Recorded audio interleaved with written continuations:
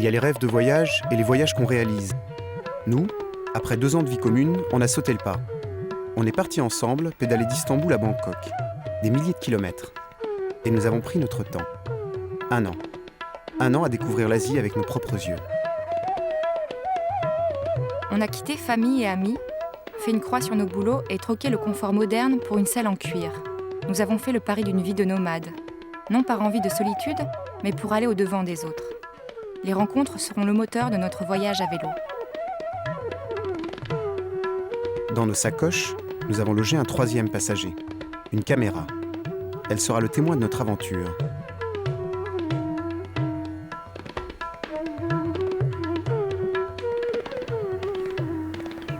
« 10 jours qu'on roule, et jusqu'ici, tout va bien. »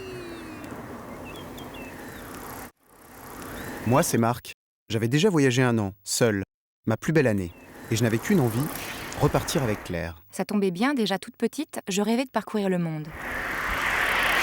Mais reprenons au début de l'histoire.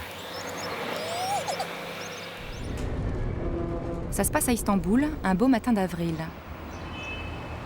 Allez, C'est le jour J. vámonos. Après 6 mois à imaginer des itinéraires, nous partons pour 1 an. Pour nous, c'est ça voyager. Rêver sur une carte, et puis aller voir ce que ça donne en vrai. Pour avoir la liberté de s'arrêter où on veut, on a pris une tente, un réchaud, enfin tout ce qu'il faut pour vivre avec 8 € par jour. Tout, sauf des guides de voyage. Ils pèsent trop lourd. Et puis surtout, nous avons envie de tout découvrir par nous-mêmes, grâce à nos rencontres. Et voilà, 11h10, levé 6h30, départ 11h10, tout va bien. Il y a autre chose qui nous ralentit. Comme on a décidé de filmer le voyage, de temps en temps, il faut s'arrêter, poser la caméra sur son trépied, la mettre en marche, rejoindre les vélos, passer devant l'objectif, s'arrêter à nouveau et récupérer la caméra. Après 10 jours, on commence à être rodé. La mise en jambe est plus dure que prévu. Ça grimpe tout le temps. J'en arrive à me demander si je vais tenir le coup pendant 1 an. Après 2 semaines de route, voici l'immense plateau anatolien. Bonne nouvelle, le relief s'est adouci et on parcourt 80 km par jour. Nous pourrions en faire plus, mais le décor monotone et les intempéries freinent nos ardeurs.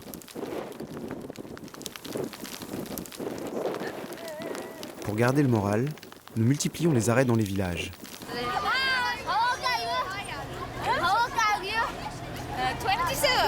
Nos dégaines d'astronautes sont très utiles pour démarrer des conversations. 27, 27.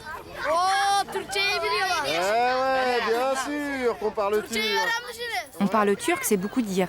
On a appris des rudiments de la langue.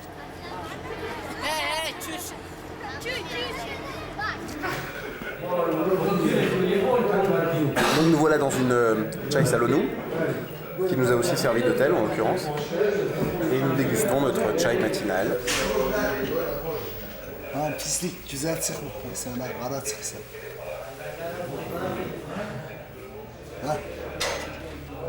Dès 8h du matin, la maison de thé ne désemplit pas. L'impression d'un monde chaleureux. Mais réflexion faite, si ces gens sont là de si longues heures, c'est aussi pour meubler une vie marquée par la pauvreté et le chômage. C'est un monde d'hommes. D'ailleurs, ils ne parlent qu'à Marc et j'ai du mal à trouver ma place. Je croyais la Turquie plus moderne, mais loin des grandes villes, les femmes sont si effacées qu'on les voit à peine.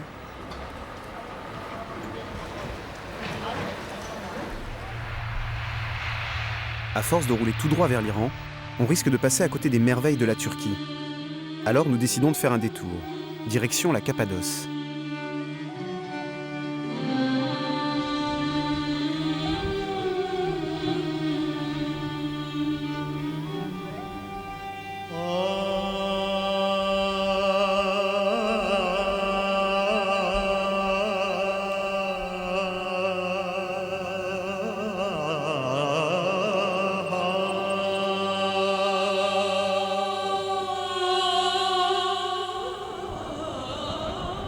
Nous retrouvons l'Est turc.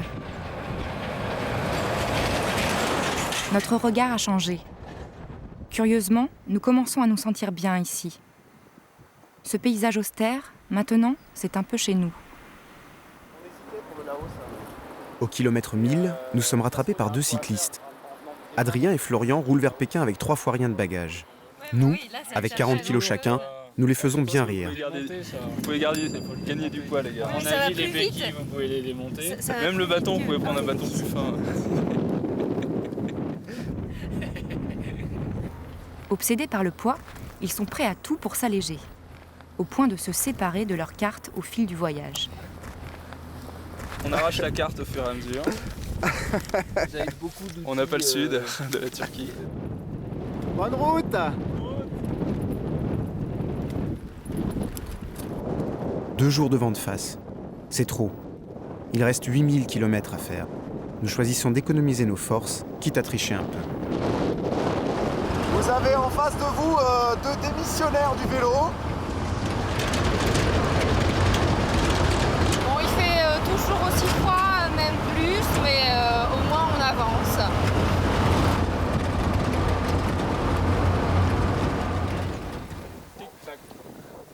Nous retrouvons Florian et Adrien sur les hauteurs de Dogoubayazit, juste avant l'Iran. Paris est loin derrière nous. Après un mois sur la route, c'est maintenant le voyage qui rythme notre vie. Afin d'obtenir le visa iranien, nous avons dû nous engager par écrit. Obligation pour Claire de se voiler, pas le droit de filmer. Pour nous, Iran rime avec absence de liberté. Reste à découvrir ce que les Iraniens pensent eux de leur propre pays.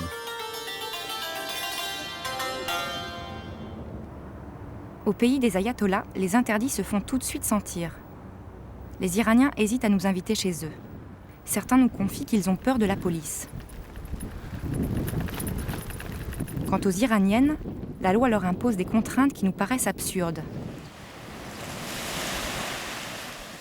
Sur les plages de la mer Caspienne, elles prennent un bain islamiquement correct avant de remonter en voiture dans leurs habits trempés.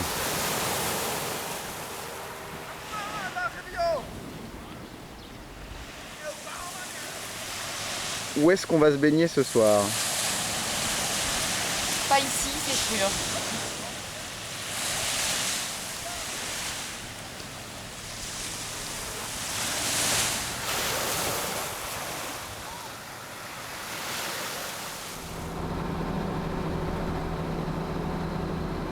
Impossible d'entrer dans Téhéran à vélo. C'est une mégapole de 12 millions d'âmes. La capitale est une vraie fournaise. Mais quand je tente de me mettre en manches courtes, j'essuie toutes les réactions, de la sympathie aux menaces.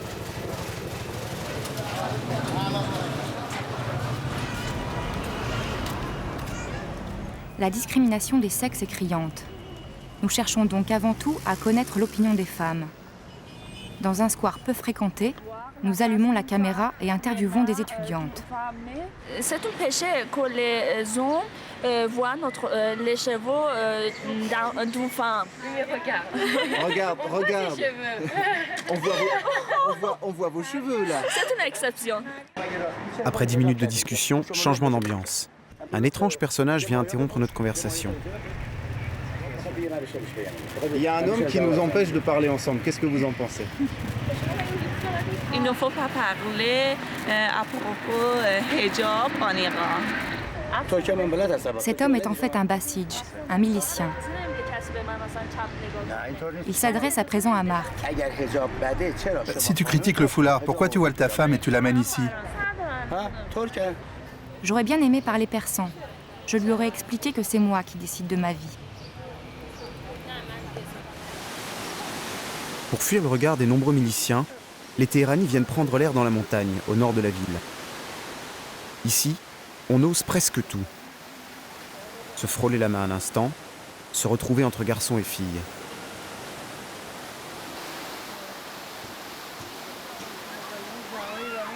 Certaines audacieuses exhibent même cheveux émolés, un délit qui leur vaudrait en ville de nombreux coups de bâton. Dans cette atmosphère détendue, notre caméra n'a pas l'air de faire peur aux jeunes. La liberté, c'est de pouvoir se balader tranquille. Ici, si tu te promènes avec une fille, on t'arrête et on te garde 2 ou 3 jours avant de te relâcher. La liberté, c'est de ne pas se demander tout le temps qui va venir t'arrêter. Tu prends la main de quelqu'un et tu marches tranquille dans la rue sans t'inquiéter. Mais l'Iran ne permet pas ça.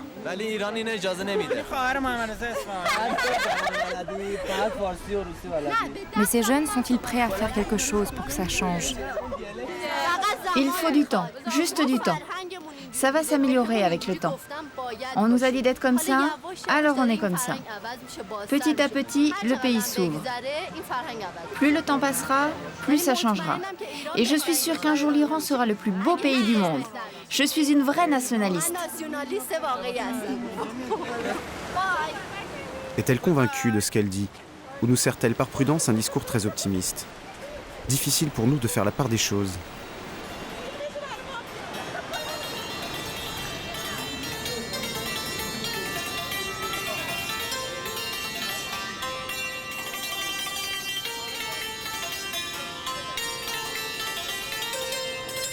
C'est à Ispahan, ancienne capitale de la Perse, qu'a lieu notre premier contact avec les religieux. Nous sommes intrigués par une enseigne sur laquelle est écrit « Information et débat religieux ». Tout de suite, un barbu nous fait signe d'entrer. C'est le chef spirituel des lieux, le mollah Mirdamadi. Il nous invite à discuter des bienfaits de l'islam à l'iranienne. L'établissement a de gros moyens. Il y a un traducteur et un caméraman nous filme. Ces images de visiteurs occidentaux alimenteront sans doute la propagande. Alors nous leur rendons la politesse. Nous filmons l'entretien. Pendant 2 heures, le mollah se donne du mal pour répondre à nos questions. Mais ces métaphores restent un peu ténébreuses. Un exemple. Pourquoi les hommes doivent à tout prix éviter le contact des femmes? Les hommes sont comme des patients. Ils doivent écouter le médecin qui leur dit de se tenir aussi loin que possible de la maladie. Bref, les femmes, c'est la maladie, les hommes risquent la contamination. Et le mollah Mirdamadi était tellement soporifique qu'on a failli rater certains de ses messages.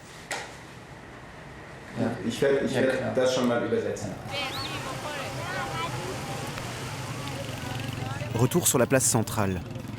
C'est vendredi soir, l'heure du pique-nique. Ces moments-là pourraient nous faire croire que tout va bien. Pourtant, quand nous quittons l'Iran, des manifestations étudiantes sont violemment réprimées.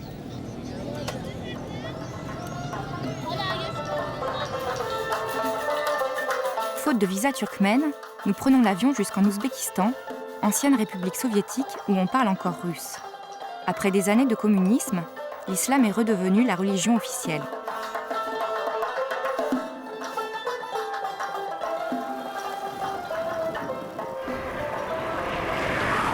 Troisième mois de voyage. L'été approche et le soleil ouzbek nous brûle la peau. Voilà notre petit coin de paradis. Et voilà notre hôte Nasrallah qui revient avec de la picole. Fahmiat! Impossible de refuser l'hospitalité ouzbek et l'inévitable vodka.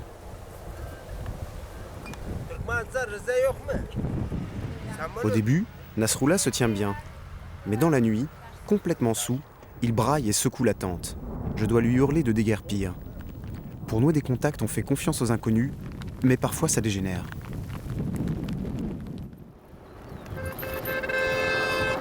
La route de Boukhara traverse un désert. Mais même ici, l'ère soviétique a laissé des traces. Pour faire pousser du coton, on a construit le long des routes un immense réseau d'irrigation. Bon, on se prépare une petite baignade. Cette énorme dépense d'eau assèche peu à peu la mer d'Aral. Mais pour nous, ces canaux sont une aubaine. Ils nous garantissent une baignade quotidienne. Le reste du temps, on se lave dans les rivières, quand on a la chance d'en trouver une.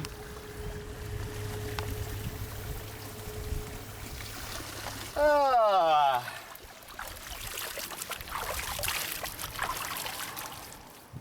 35 degrés à l'ombre. Impossible de bouger entre midi et 4 heures. Après 600 km de route, nous atteignons enfin Boukhara, une oasis sur l'ancienne route de la soie. Nous adoptons vite le rythme de vie local à l'ombre des mûriers.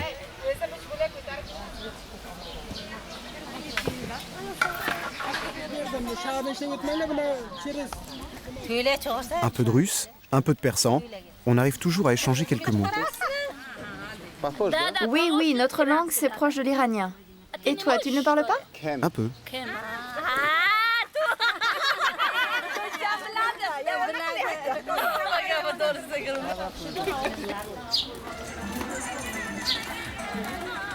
Le même soir, nous nous retrouvons dans un mariage ouzbek, une svadba.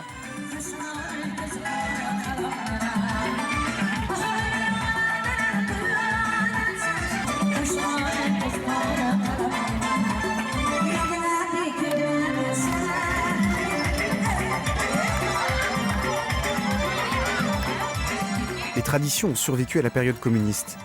Les parents des époux se font un devoir d'inviter le maximum de monde. Riches ou pauvres, ils doivent dépenser sans compter, quitte à s'endetter pour la vie.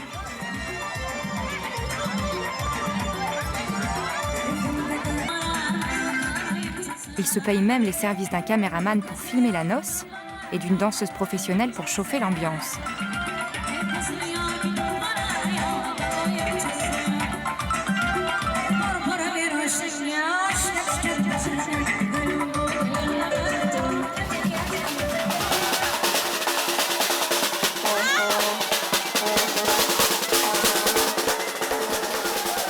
Entouré par ses amis, le fiancé fait son entrée.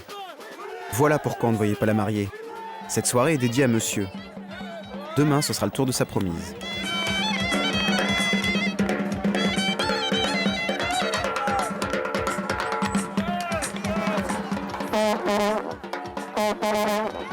En tout, les festivités dureront 3 jours.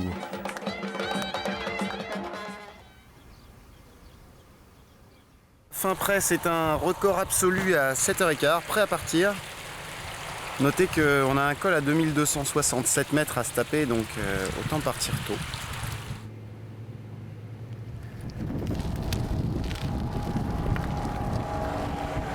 Franchement, je redoutais l'épreuve de la montagne. En bas du col, j'étais sûre de ne pas y arriver. Mais avec le temps, je deviens plus endurante et surtout, je me décourage moins vite.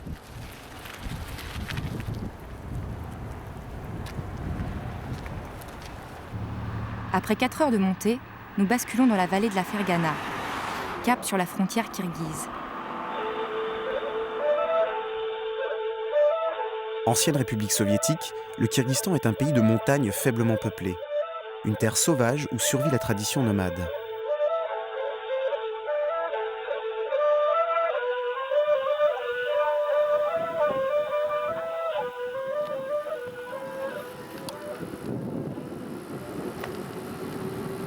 Le décor est majestueux, mais les points de ravitaillement sont très rares. Nous ne pouvons compter que sur nos provisions.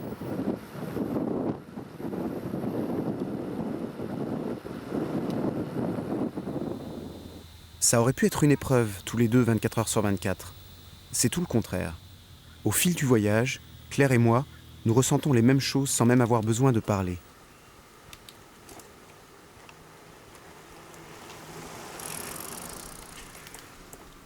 Déjà une semaine au Kirghizstan.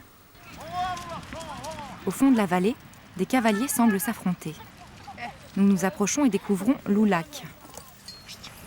Tout ce que nous comprenons des règles, c'est qu'il faut jeter la carcasse de chèvre dans les buttes.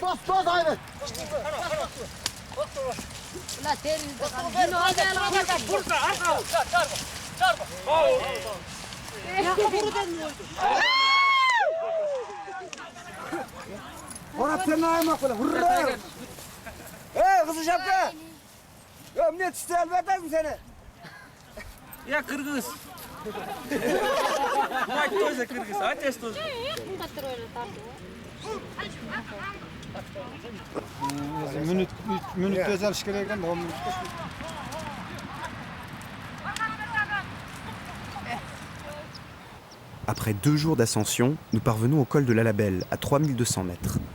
Même dans cet endroit battu par les vents, les nomades viennent planter leur yourte. 10 minutes plus tard, nous sommes chez eux. Nos hôtes oublient peu à peu la caméra et l'ambiance se détend. У вас камера, да? Да. А это не фото?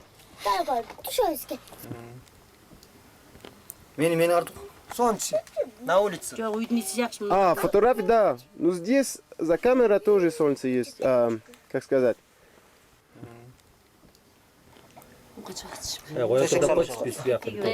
On nous sert le repas traditionnel.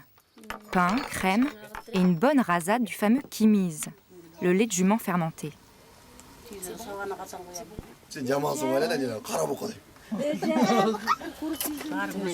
Pendant la belle saison, les Kirghizes rompent avec la sédentarité imposée à l'époque soviétique. Ils renouent avec leur tradition nomade. Début juillet, ils troquent le confort de leur maison contre la simplicité de la yourte et le grand air des pâturages d'altitude.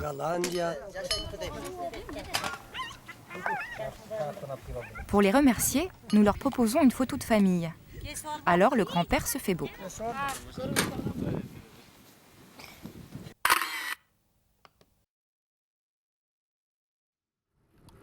Après le dernier col, nous dévalons dans l'obscurité 60 km de descente.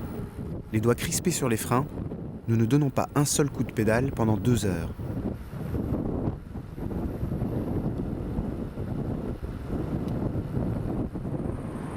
Le lendemain, sous la tente, je suis réveillée par une violente douleur au ventre. Nous rejoignons en catastrophe Bichkek, où je suis hospitalisée d'urgence. Claire est tirée d'affaire, mais a besoin de repos. Je pars à la chasse au visa. Entre consul absent et file d'attente, j'ai l'impression que nous ne quitterons jamais le pays. Il me faut 15 jours pour obtenir les précieux sésames vers la Chine et le Pakistan. Et à nouveau prête pour affronter la montagne kirghize, oui! Claire m'a fait une grosse frayeur. Les efforts et la nourriture déséquilibrée l'avaient épuisée. Pour la première fois, j'ai pensé tout arrêter.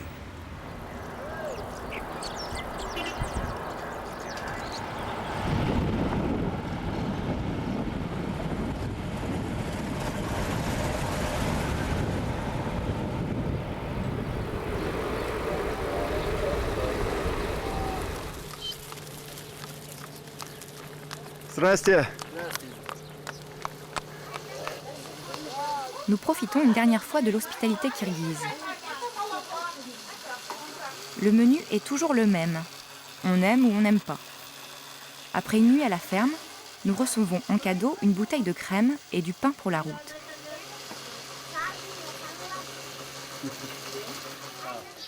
Quant à Marc, il repart coiffé d'un splendide calpac, le couvre-chef national. Всего хорошего. И через 1 год здесь будет фотография. Хорошо? Спасибо. Это часов, что ли?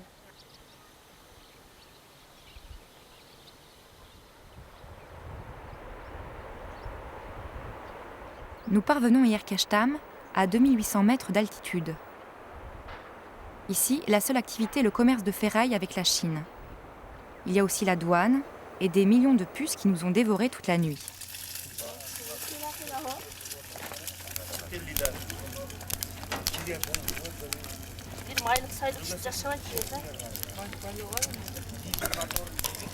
Et oui, nous voilà passés l'Erkashtam. Après 5 contrôles de passeport et 2 fouilles, nous sommes fous de joie. Il y a peu, cette frontière était fermée aux étrangers. Nous sommes parmi les premiers à la franchir. À nous la Chine. Enfin la Chine, nous ne faisons qu'un crochet à travers une province reculée de ce pays immense, une région stratégique sous haute surveillance de Pékin.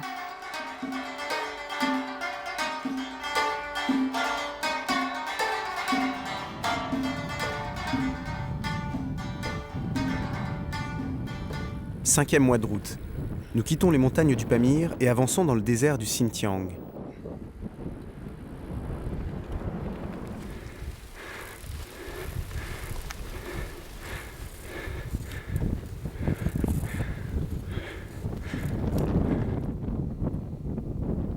Les seuls êtres vivants que nous croisons à presque 3000 mètres d'altitude ont l'air eux aussi de souffrir de la sécheresse. Et pour tout arranger, dans cette zone mal connue, notre carte est fausse. Nous devons faire 100 km de plus que prévu pour atteindre Kashgar.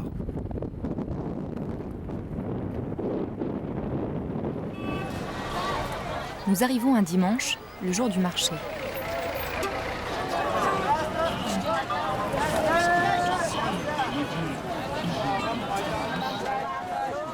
Depuis plus de 2000 ans, Kashgar est un lieu d'échange pour tous les peuples de la région.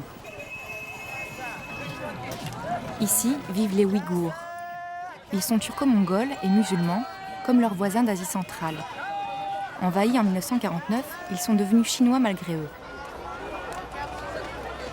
Wahab, un jeune étudiant, nous entraîne dans les ruelles de sa ville. Nous y découvrons la culture traditionnelle des Ouïghours.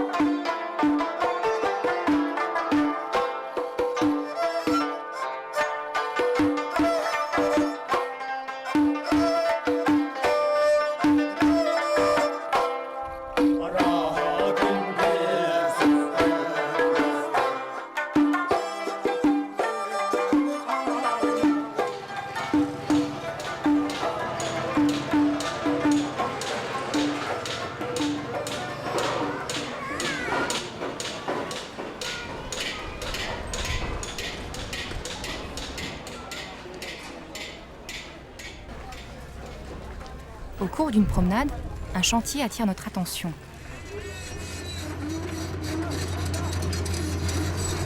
Nous apprenons que les autorités chinoises ont profité d'un glissement de terrain pour détruire le cœur du quartier historique.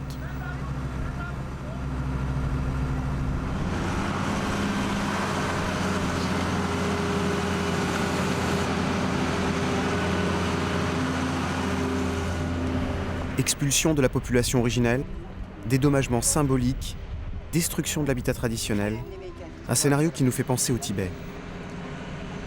Pieds et poings liés, la population est impuissante face à ce spectacle.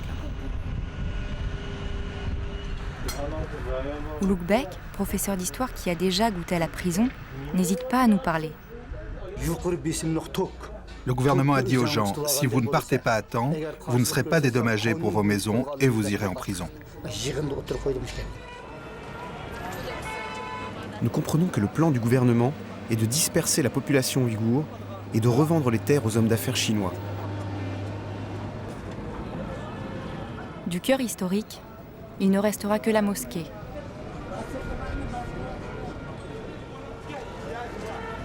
À quelques pas, des panneaux annoncent de quoi sera fait l'avenir.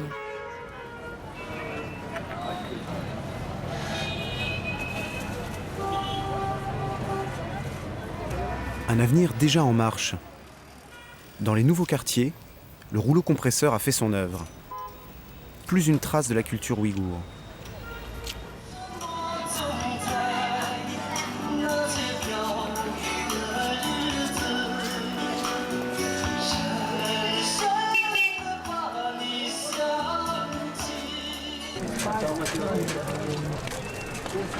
À moins d'un miracle, 2000 ans d'histoire vont se trouver effacés. Nous quittons Kashgar avec un pincement au cœur.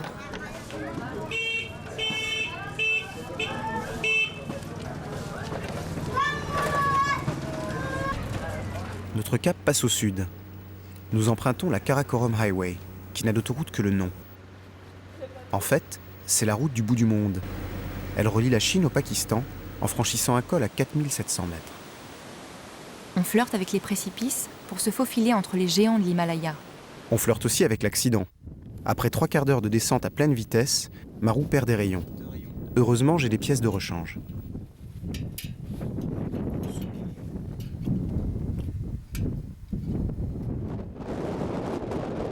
Nous passerons 3 semaines sur cette route, au milieu de paysages lunaires.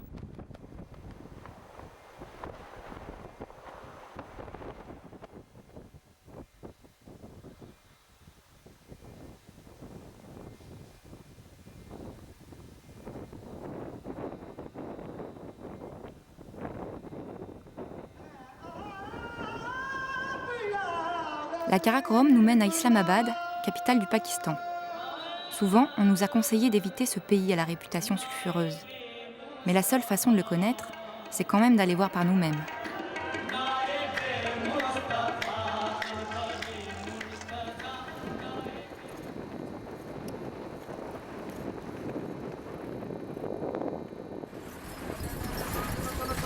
nous partageons la route avec des objets d'art roulants, dignes héritiers des caravanes.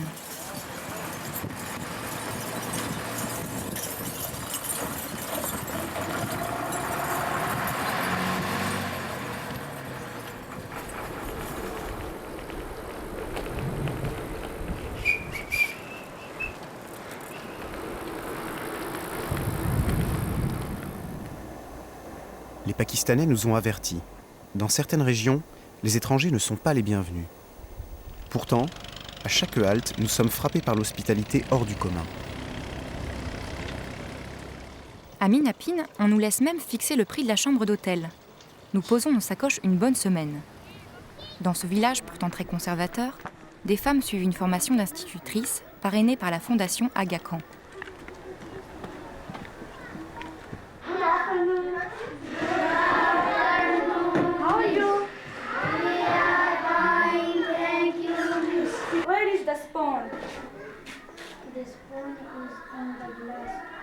Excellent. The spoon is in the glass. The spoon is in the glass. Salman, membre de la fondation Aga Khan, est leur mentor.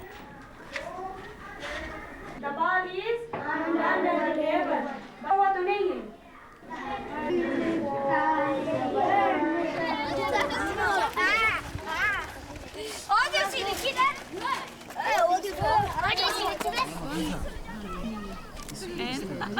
Dans cette vallée pauvre et reculée du Pakistan, Salman a fait de cette formation son cheval de bataille.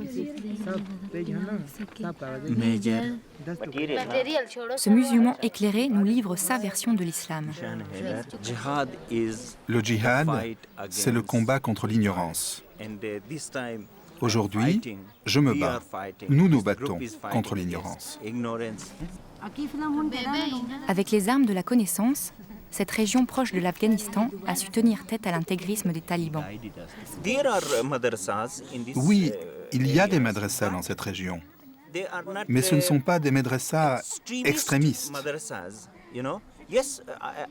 Moi aussi, j'ai reçu mon éducation religieuse dans une madrasa, comme ces gens autour de moi. Mais on m'a enseigné des valeurs positives.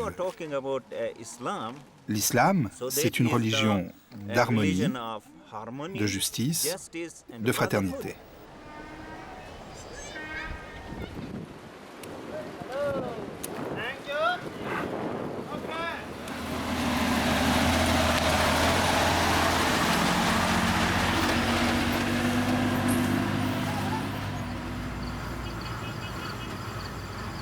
Nous approchons d'Islamabad, la capitale.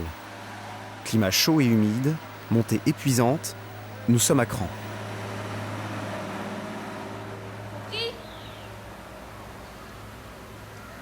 Bon, et ben au Pakistan, on en chie des caisses, passez-moi l'expression. Et c'est le moment que je choisis pour taquiner Claire en la filmant. Bon, ça suffit, Marc, tu vois, t'es chiant avec ton truc, sans rien.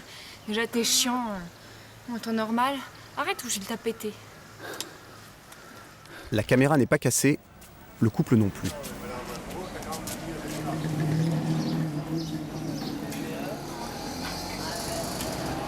Nous voici dans la plaine du Pendjab, avec ses villes surpeuplées.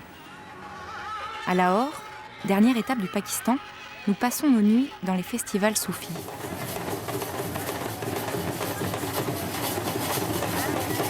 Nous restons bouche bée devant ces mystiques de l'islam qui célèbrent leur foi dans la musique et la trance.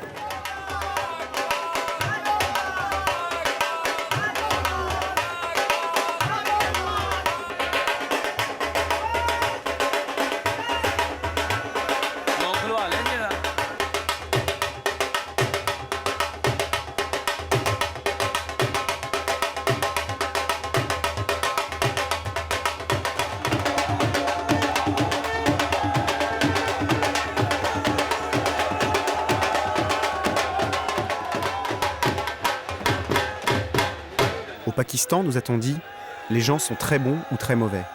Nous, on a aimé ceux qu'on a rencontrés.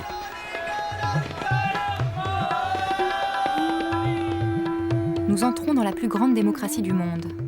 L'Inde est gigantesque et ses routes sont réputées dangereuses. À Delhi, nous laisserons nos vélos pour continuer en train. en Inde. En 6 mois de route, j'ai perdu 10 kilos et depuis quelques jours, je ne peux plus rien avaler. Mon moral s'en ressent. Claire et moi, nous décidons de nous reposer quelques jours à Amritsar, au Temple d'Or.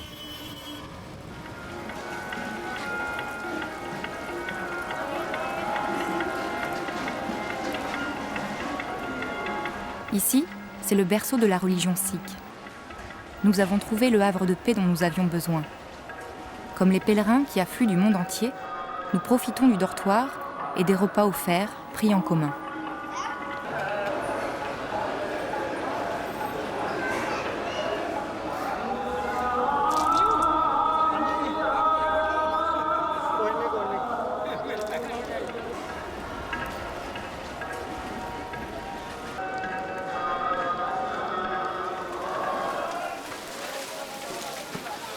Tous les jours, les fidèles participent au nettoyage du temple.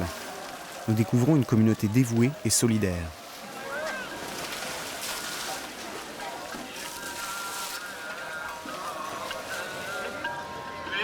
Cette halte bienfaisante est aussi notre première immersion dans la spiritualité indienne. Une spiritualité si forte qu'elle peut faire tourner la tête. À Udaipur, un drôle de français nous tombe dessus. Premdeep, anciennement Sébastien, a pris un aller simple pour l'Inde et il n'est pas prêt de rentrer. Il tient à nous emmener au temple où il a été initié.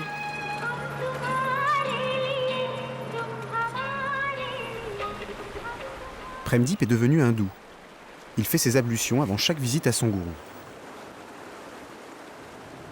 Notre nouveau copain est un vrai mystique. Alors bien sûr, l'endroit où on brûle les morts, ça lui fait de l'effet. Mon meilleur ami, un soir, il a tenté l'expérience d'y dormir, quoi, toute une nuit. Et ça, c'est pareil, c'est un truc... je sais que je le ferai aussi, quoi. Fatalement, il y a des esprits qui traînent, quoi. Fatalement. Il m'a jamais dit ce qu'il a ressenti, quoi. C'est un truc qui le concerne, quoi. Mais bon, il a fait quand même un petit stage en hôpital psychiatrique, quand même.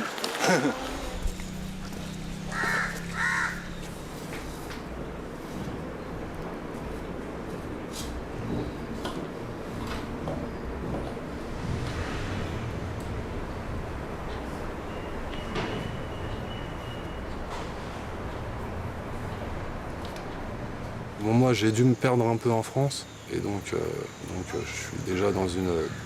Déjà, mon évolution, elle passe par le fait de me retrouver. Je veux arriver à la compréhension totale, quoi.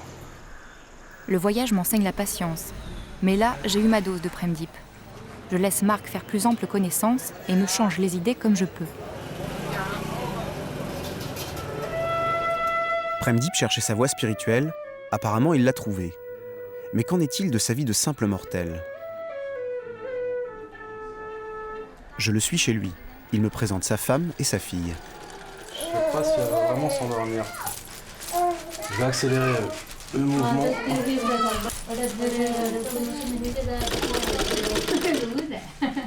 J'ai d'abord rencontré ses frères à travers la musique traditionnelle.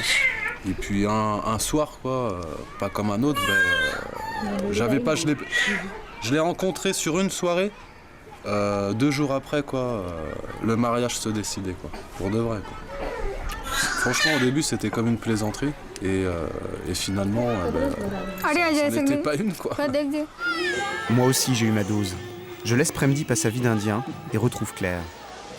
Nous embarquons pour un tour de l'Inde en train. Du coup, nous suivons l'itinéraire de nombreux voyageurs. Au début, c'est plutôt agréable. Mais très vite, on ne sait plus trop ce qu'on fait là. On a l'impression d'être des porte-monnaies ambulants. Fini l'hospitalité. Et bonjour les Indiens aux mains baladeuses. Je ne me laisse pas faire, je suis furieuse.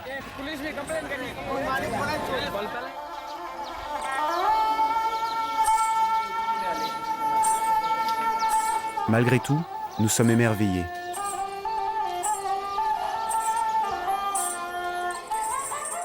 Mais après 2 mois de voyage, pas une invitation, pas une nouvelle adresse dans nos calepins.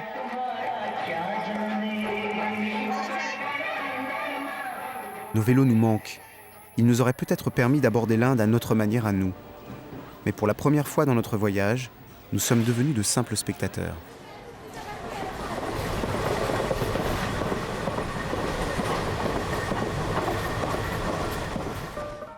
À Delhi, nous récupérons nos montures et prenons l'avion vers le Vietnam. Comment y serons-nous accueillis ? C'est une ancienne colonie française et il y a peu, le régime communiste interdisait aux Vietnamiens de fréquenter les étrangers.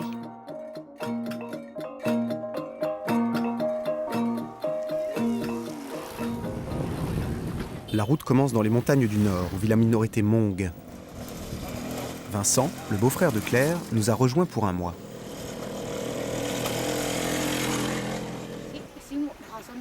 Il goûte avec nous au plaisir des cartes imprécises. Au fond de la vallée, la route s'arrête. Nous voilà un petit peu dans une, pas une vraie galère, mais un début de galère. Hein, donc Claire commence à être un petit peu tendue parce qu'on va peut-être remonter tout ce qu'on a descendu ce matin. Ouais, mais quand même, on a de la chouette compagnie. Regardez, on a plein de nouveaux copains. Dès qu'on retourne l'écran, ces petits curieux se précipitent. Bah oui, c'est toi. Puis regardez, là, c'est vous. Hein? Je fais comme ça avec les gamins. Tu filmes en regardant dans l'œil. Quand tu retournes, tu regardes dans l'œil tombant. Donc toi, tu filmes dans l'œil. Tu regardes dans l'œil tombant.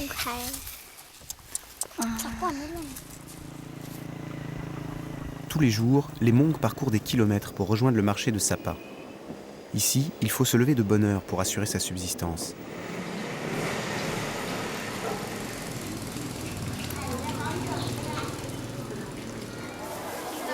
Toutes les minorités de la région se retrouvent au marché. Elles survivent grâce au commerce de fibres textiles. Plus tard dans la journée, les femmes courent après les touristes pour leur vendre des bibelots. Leur vie n'a pas l'air facile.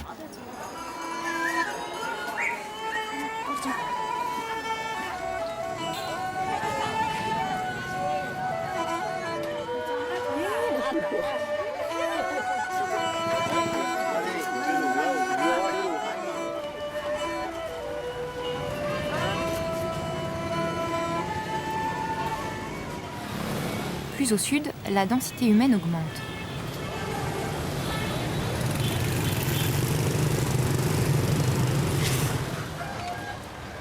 Les Vietnamiens semblent ne jamais s'arrêter de travailler.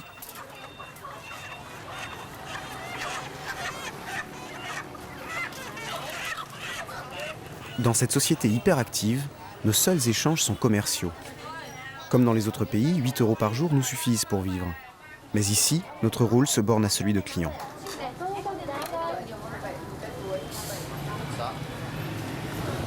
Quant au sourire, ils ne sont pas souvent au menu.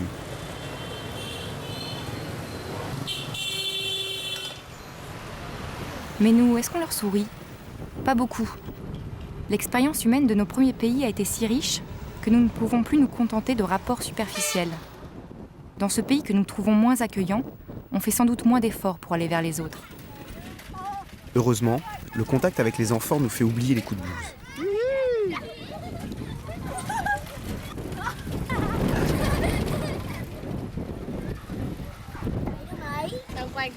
How are you? How are you? How are you? I'm fine, thank you. All right. Đâu rồi? Đi về đây. Đây, đưa tao cầm cho. Hello.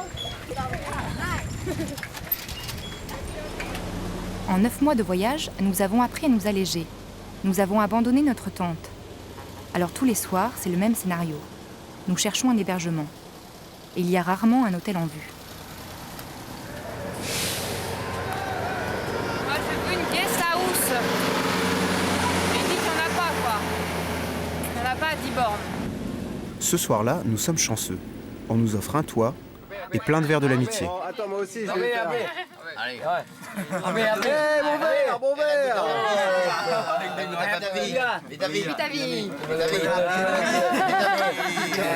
Bon ben voilà. Chin chin. Rượu đây nhá, rượu này. Như này có. À, lão quay mình quá.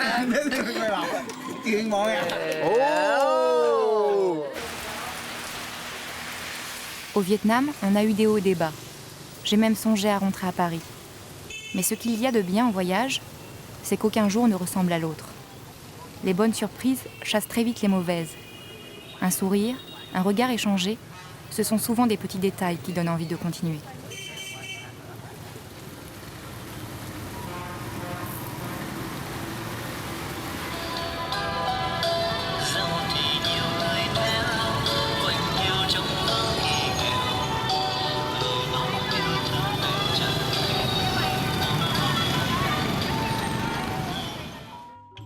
Nous quittons le chaos de Saigon pour le Cambodge. Après des années de guerre, ce pays se reconstruit lentement. Nous nous demandons s'il est bien décent de venir ici en voyageur.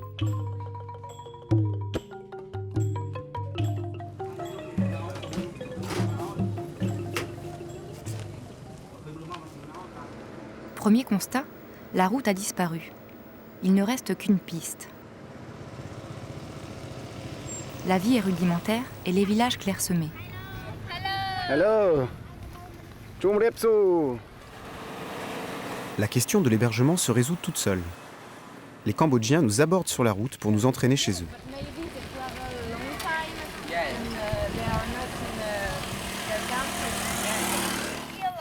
Cette hospitalité débordante nous fait oublier la piste défoncée.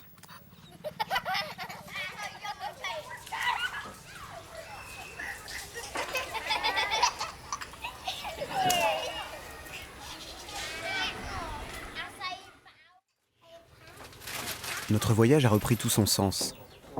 Dans ces moments-là, on se demande même si on va rentrer un jour.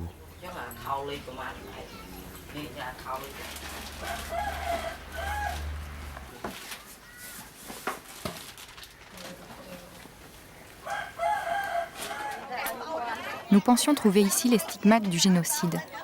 Ils ne sont pas d'emblée perceptibles.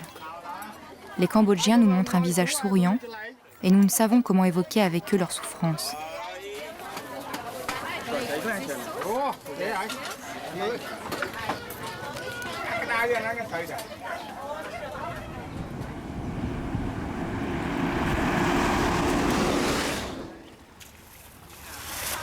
Ce pays est le plus pauvre de la région, mais nous ne ressentons aucun malaise à être ici.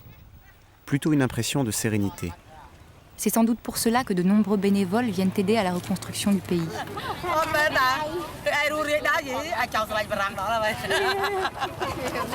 Un soir, au marché, nous croisons Hubert, chirurgien français. Il nous entraîne dans les coulisses d'une mission humanitaire.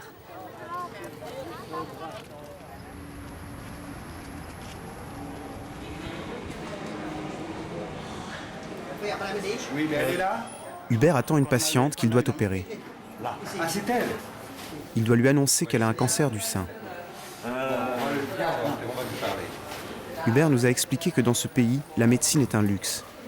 Comme cette femme, la plupart des gens qui viennent consulter ont des maladies très avancées.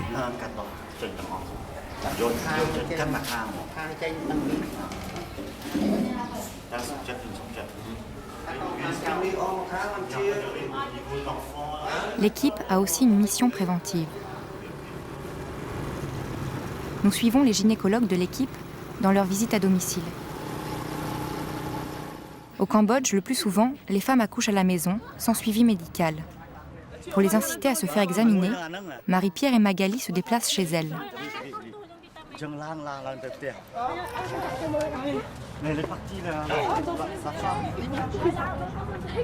Je pense que la tête est là. Aïe. Oui. Là voilà. Des bébés. C'est bien. Là, c'est très bien. Elle peut accoucher à la maison, tout va bien. Kuntilan.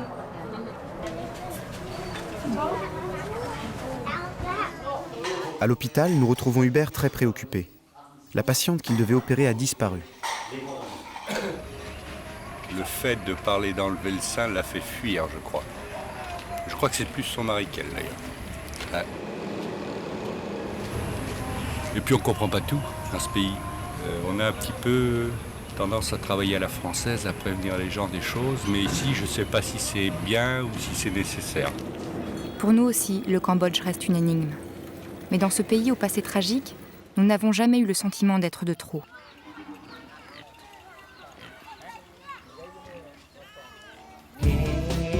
Cap sur la Thaïlande, dernier pays de notre périple. Après 11 mois sur la route et plus de 8500 km, nous avions envie de terminer le voyage par une destination de vacances.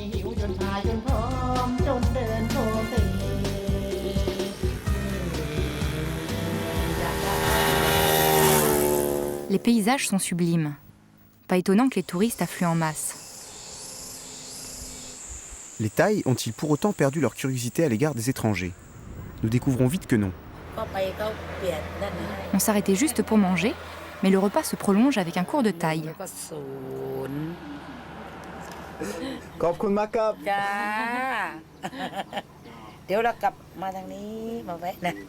Ah, quand on revient, il faut passer par là.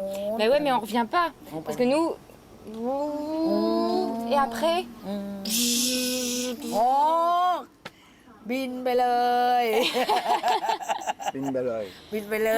C'est l'avion. C'est l'avion. Attends. Il disparu.